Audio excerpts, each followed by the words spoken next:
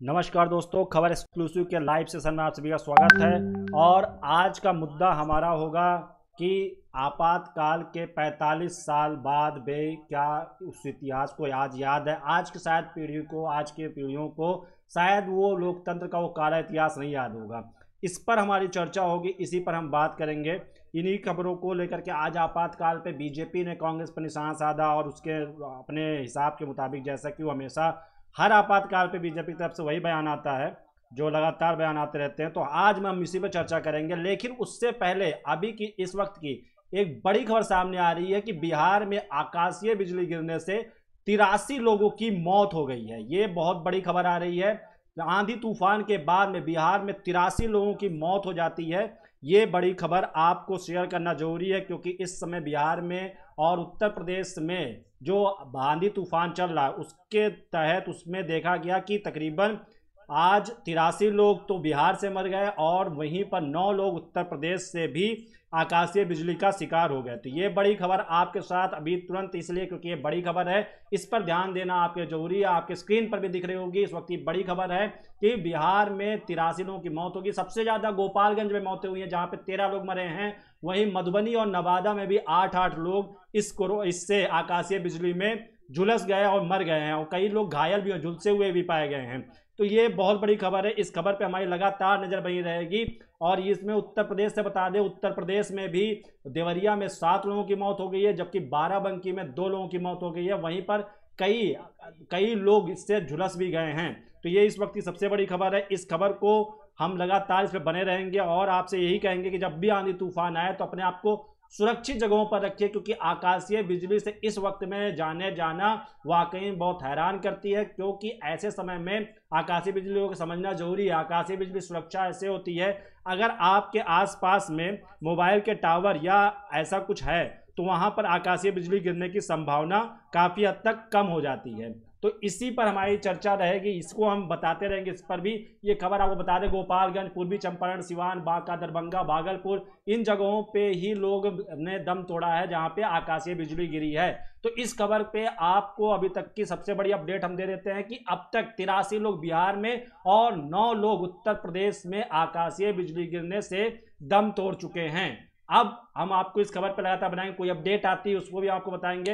अब हम लौटते हैं अपने खबर पर, अपने मुद्दे पर जो आज हमारा चर्चा का विषय है। और चर्चा का विषय हमारा यह है कि आज 45 साल बाद जब इमरजेंसी, आज ही के दिन इमरजेंसी लगाई गई थी, 21 महीने की वो इमरजेंसी लगी थी, और उसको आज भी भारतीय इतिहास का सबसे काला दिन कहा जाता है और लोकतंत्र के इतिहास में सबसे बुरे दिन थे। क्योंकि ये इमरजेंसी आपके सामने सबसे बड़ा उदाहरण यह है कि कोई भी पार्टी, कोई भी नेता सत्ता में रहने के लिए किसी भी हद तक जा सकता है। मतलब उसके सत्ता में रहने के लिए, वो सत्ता में रहने के लिए कुछ भी कर सकता है। इंदिरा गांधी ने सत्ता में रहने के लिए ही ये चीज़ें की थी। क्यों लगी थी इमरजेंसी, इसको भी आपके साथ बताएंगे। अधिकतर लोग जानते होंगे और उसको भी उस पर, लेकिन ये है कि उन बातों को जानना जरूरी है। कहाँ से जो आज की आप कांग्रेस देखते हैं वो इमरजेंसी की देन है।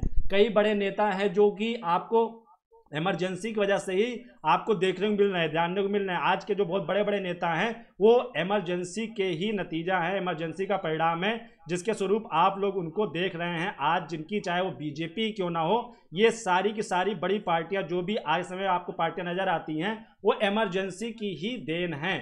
तो इस पर चर्चा कर लेते हैं, इमरजेंसी कैसे लगी थी। इमरजेंसी जो लगी थी वो आपको हम बता देते हैं कि आज ही से लगी थी और 21 महीने की लगी थी। 25 जून 1975 को से लगी थी और 21 मार्च 1977 तक की इमरजेंसी चली थी, जिसको आपातकाल घोषित किया था। उस समय के जो राष्ट्रपति थे फखरुद्दीन अली अहमद थे, जिन्होंने इंदिरा गांधी के कहने पर भारतीय संविधान की धारा 352 के अधीन आपातकाल की घोषणा कर दी थी।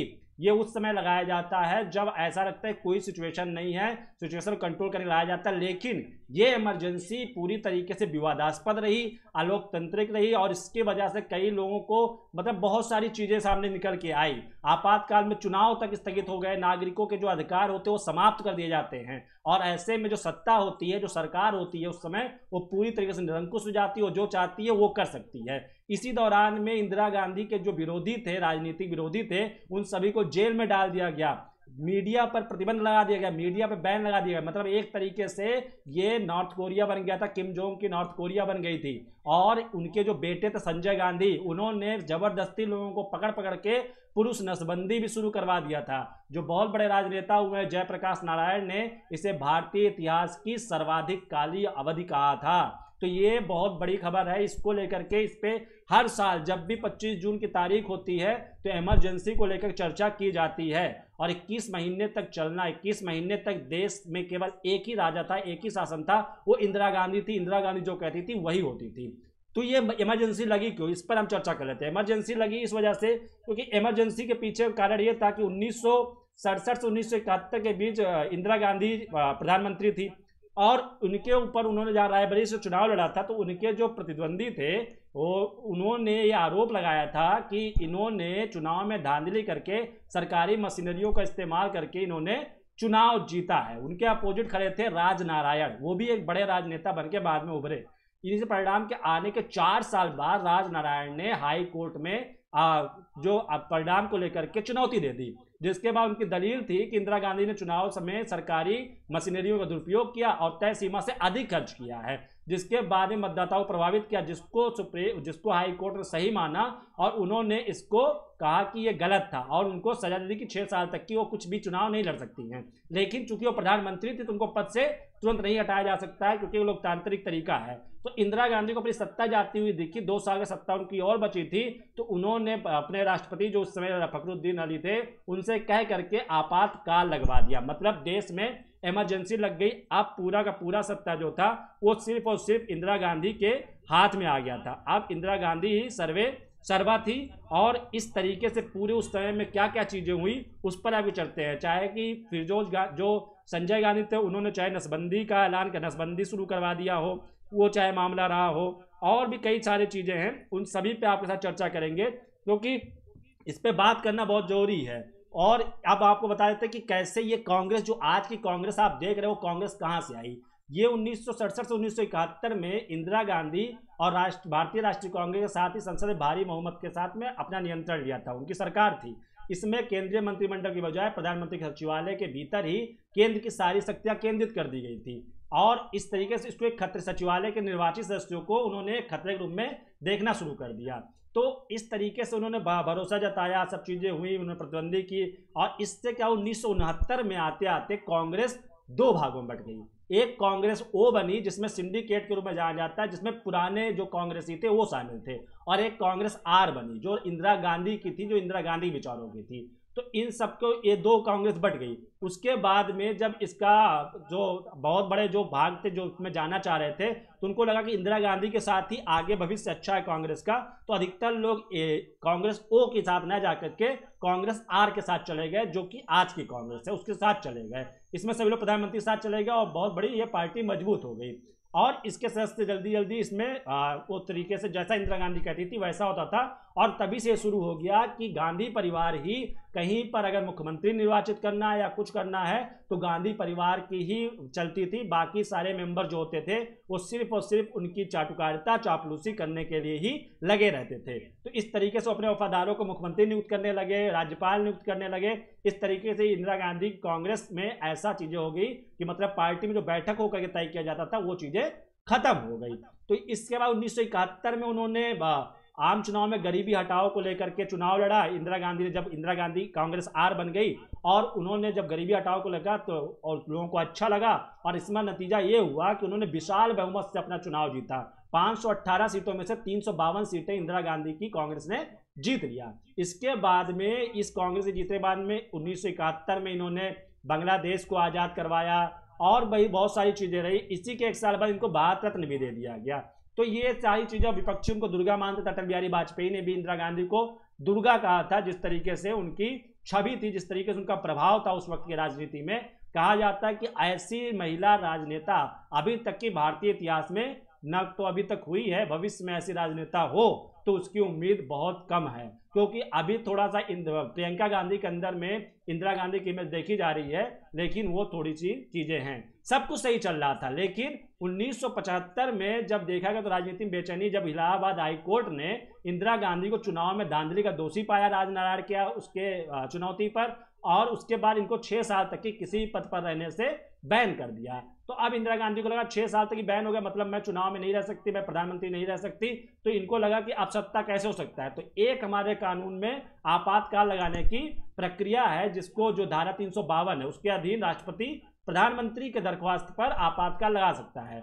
तो चूंकि राष्ट्रपति अधिकतर जो होते हैं वो सत्ता पक्ष के ही साथ में होते हैं, तो इन्होंने कहा और राष्ट्रपति ने आपातकाल की घोषणा कर दी, जिसके बाद से 25 जून को आपातकाल पूरे देश में लग गया।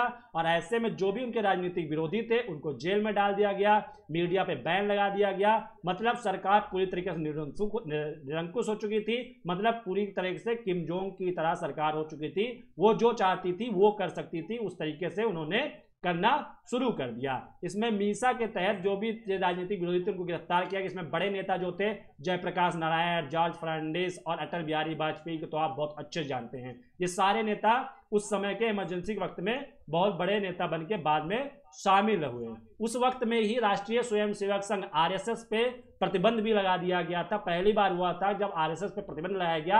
आरोप ये लगाया गया कि ये जो पार्टी विपक्षी पार्टियां हैं उसके सपोर्ट में रहती है आरएसएस, इसलिए इसको भी इन पे बैन लगा दिया गया। उधर सिखों के द्वारा भी विरोध शुरू होने लगा इंदिरा गांधी का, जिसका नतीजा आपको बाद पता ही चला कि इंदिरा गांधी को सिख ने ही गोली मार के, उनके सिख बॉडीगार्ड ने ही उनको गोली मार करके उनकी हत्या कर दी थी। तो ये इसके बाद में जब इमरजेंसी खत्म हुई तो इंदिरा गांधी को लगा कि वो जीत जाएंगी, और आलम ये हुआ इमरजेंसी के बाद में इंदिरा गांधी अपनी रायबरेली की 25 सीट से चुनाव हार गई और वहां से जीत गए। और ऐसे में जो विपक्षी पार्टी थी, जनता पार्टी थी, उसकी सरकार बनी और मोरारजी देसाई प्रधानमंत्री बने। लेकिन इसमें जो सपोर्ट कर रहे थे चौधरी चरण सिंह, उनको लगा कि इसमें दो लोगों की आरोप लगाया कि लोगों के पास दो सदस्यता है, मतलब जनसंघ की भी सदस्यता है और जनता पार्टी का भी है। तो ये कहकर उन्होंने अपनी सत्ता खींच ली और इसके बाद सरकार गिर गई। 2.5 साल में ही सरकार गिर गई। इसके बाद में चौधरी चरण सिंह ने कांग्रेस साथ मिलकर के सरकार बनाई, लेकिन वो 5 महीने तक की सरकार चला सके। और चौधरी चरण सिंह पहले प्रधानमंत्री हुए जिन्होंने कभी भी लोकसभा में कदम नहीं रखा। प्रधानमंत्री रहते हुए उन्होंने लोकसभा में कदम नहीं रखा। तो 25 जून 1975 को इंदिरा गांधी दोषी पाई जाती है। 26 जून की रात से, मतलब 26 जून से शुरू हो जाता है इमरजेंसी 21 महीनों के लिए। और इस दौरान में बहुत बड़े बड़े नेता भी सामने आए। आज जब 45 साल हुए तो कई बीजेपी की ओर से कई प्रहार किए गए। बीजेपी एक पोस्ट डाला और पोस्ट पर उन्होंने लिखा कि 45 साल के बाद में सत्ता, बोला अमित शाह गृह मंत्री जो, उन्होंने बोला कि सत्ता के लिए एक परिवार के लालच ने देश को जेल में बदल दिया था। उस समय में केवल सत्ता ही लालच थी। और ऐसा नहीं है कि इंदिरा गांधी ने ऐसा सत्ता के लिए किया था। हर पार्टी, हर राजनेता सत्ता के लिए कुछ भी कर सकता है। ये बहुत बड़ा एग्जाम्पल है कि इंदिरा गांधी बहुत एक्सट्रीम लेवल तक चली गई और उन्होंने सत्ता पाने के लिए पूरी तरीके से उन्होंने पूरे की पूरी लोकतंत्र को अपने कब्जे में कर लिया और जिस कानून के तहत में निरंकुश हो सकते हैं उस कानून को किया। आज भी कांग्रेस की ओर से कहा जाता है कि बीजेपी निरंकुश हो रही है और आपातकाल जैसी स्थिति बन रही है, लेकिन